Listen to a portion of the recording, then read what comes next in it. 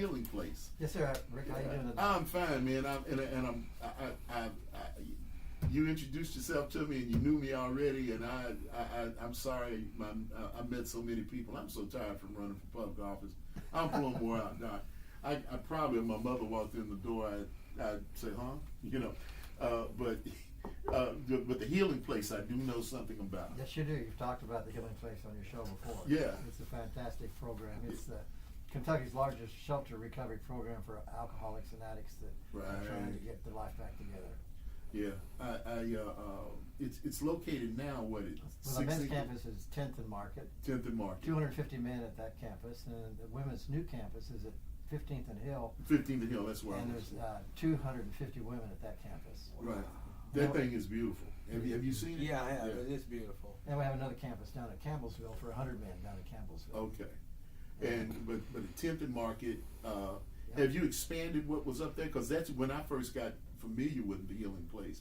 That was what was on up at 10th and Market. That was all I knew about. Well, we started out there, and I got there in 1991, and we started out there with 2 buildings. We've now expanded to 4 buildings there. Okay. We've grown over time to meet the need. And then in 2009, we knew we needed to provide a larger program for women, and so we built the large facility down at 15th and Hill to accommodate the 250 women. Right.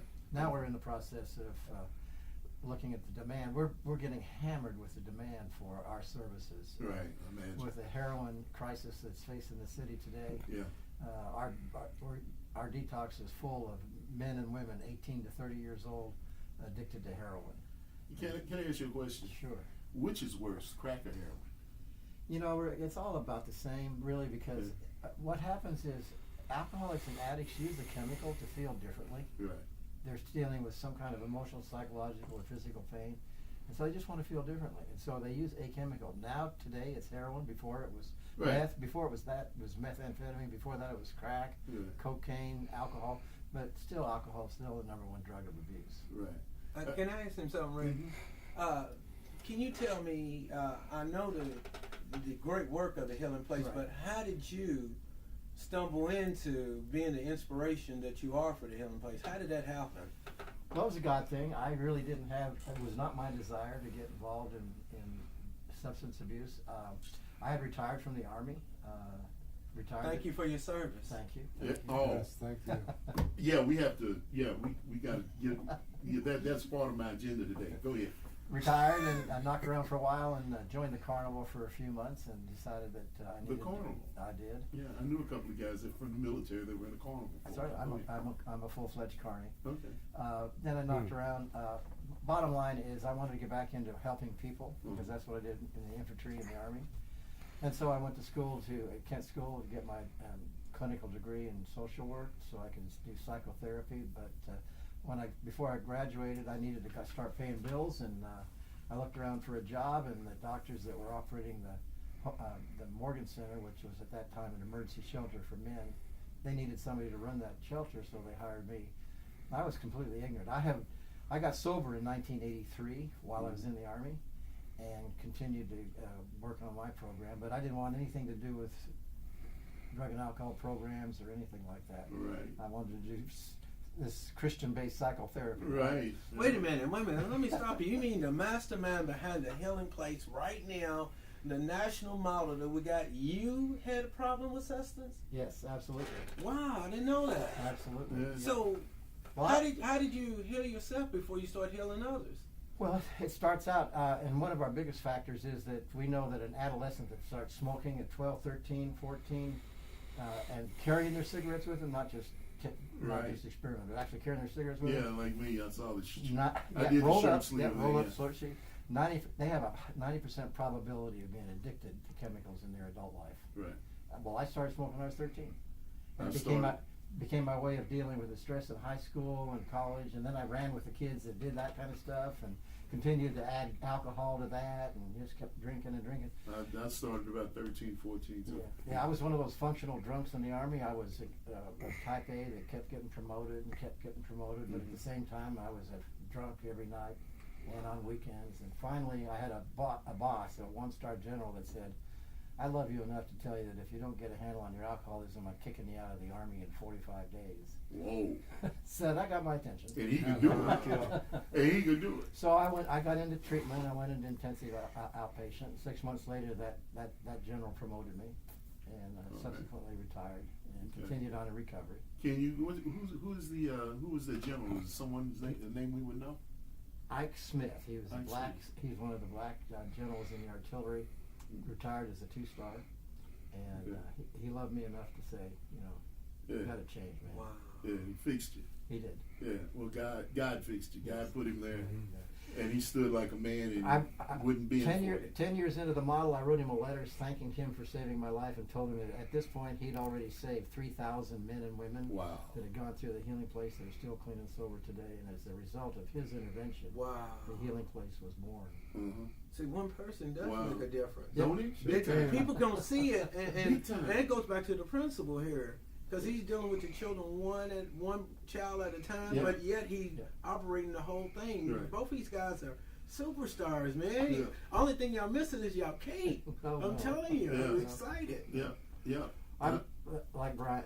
I'm humbled by the Man Up Award and the recognition to be with 9 other guys that are making a difference in this community. It's really awesome. Right. Because what I know today is the youth today need role models, positive role models and mentors, where they can come and get good, trustworthy advice and counsel.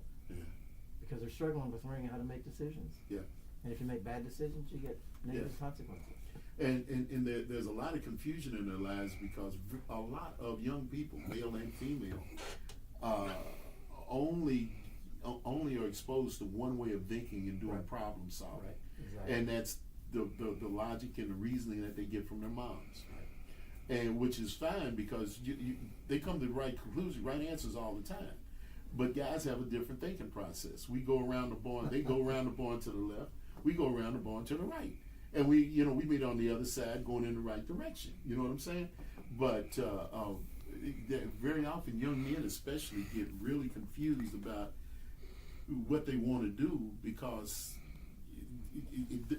their method of getting to making a right decision isn't meeting muster at home. Well, we've got this. And that exacerbates rebellion and everything else, We've got this male concept that says, give me the problem, I'll figure out the solution, and we'll go execute it and solve the problem. Yeah. Let's be done with it. Yeah. The woman says, well, let's process this and talk about it some more. Let's look at it from this angle. Let's look at it from this angle. Let's talk about it some more. By that time, we're going crazy. Come on, let's just go to the solution. Right, and we're ready to rebel. Right. And which is, and we just have to. What happens? What the benefit I had from growing up with both my mom and my dad, and it was unconscious, subconscious, is I had no idea that I was playing her one way and playing him the other, and I wasn't really playing him. I was just communicating with him the way he got it, but I grew up with it. When a young man or a young woman only has one access to one source of authority. Main source of authority in their lives, they've got to learn that. Young ladies don't know what to expect from a man, and young men don't know how to act for real. I'll share this one fact and we can move on, but all of the men and women that we work with on a daily basis have poor identification with the same-sex parent. Men with their fathers, girls with their mothers. Either their parent was physically present, but they were not emotionally, psychologically present, or they were absent. And so they're all struggling with trying to find that father or find that mother relationship. Well, we've got a good friend, Mishon, and Mishon gives the military, a lot of credit for helping him to develop as a man. I know. Have you met Mishon Daniels? No. Yeah, have you met Mishon Daniels?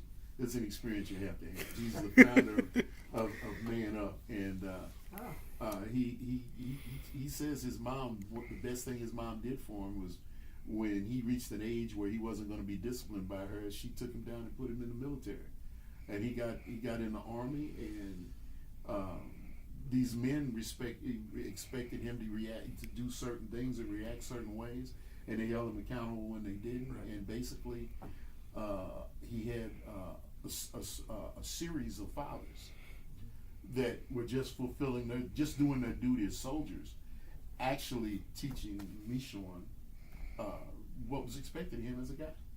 You know, and he brags about it. I say brags about it because he's very proud of the fact that God put him somewhere and gave him what he didn't get at home. He got in the military, and you know that our armed forces do so much that we don't even realize. You know, yeah, tell me, do you have the military come maybe come to school very often? Well, we have an ROTC program. It's an Army ROTC, so we do have recruiters that come into school quite a bit. I was present at a meeting at the board where the ROTC was under fire. It's been about 10 months ago. So I didn't know you had ROTC. We come back, we're going to talk about that because we're going military.